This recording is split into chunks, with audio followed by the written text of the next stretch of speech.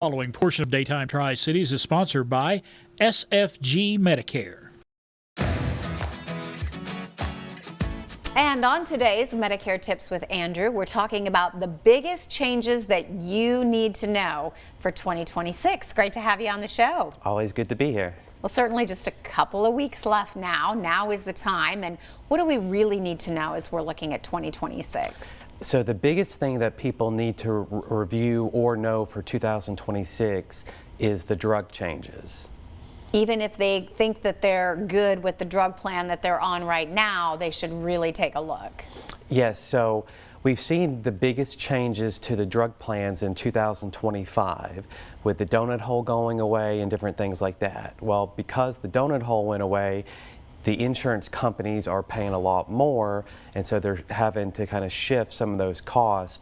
So people are seeing their drug costs go up quite a bit in 2026. Can you give us an example of when you talk about the shifting? Yes, so I met with a lady last week who's been on the same plan for 8 years, and it's always worked great. Well, I reviewed her drugs for 2026, and her drug costs were a lot higher than they've ever been.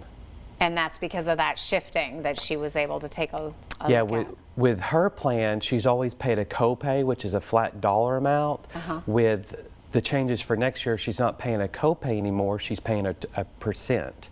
And so when you pay a percent instead of a copay, if the drug cost is really high, say like $1,000, then you're going to pay a whole lot more for your drugs.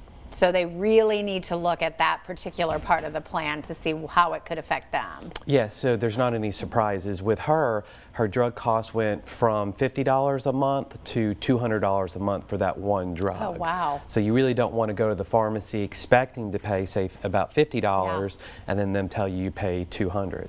And that's a recurring because you need to continue to get that refilled, and you can see how quickly that would add up.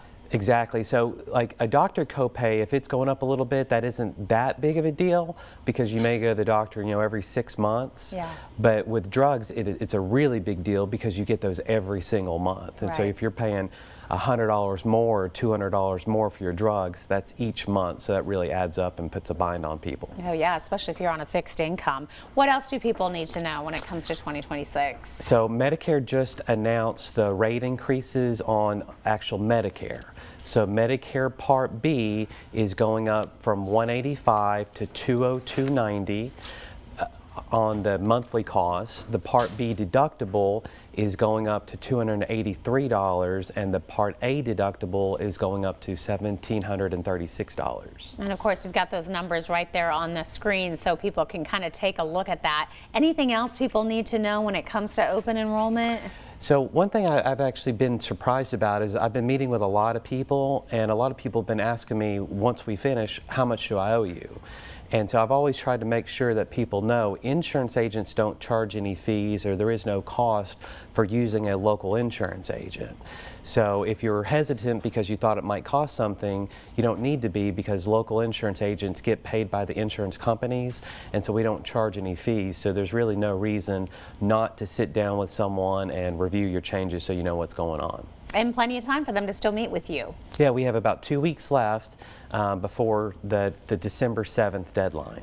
All right, well, we're going to give everybody the information. If you would like to get a hold with him and make an appointment, you can do that by calling him at the number right there on your screen. It is 423-737-1865. Andrew, great to have you. Thanks for having me. The preceding portion of Daytime Tri-Cities was sponsored by SFG Medicare.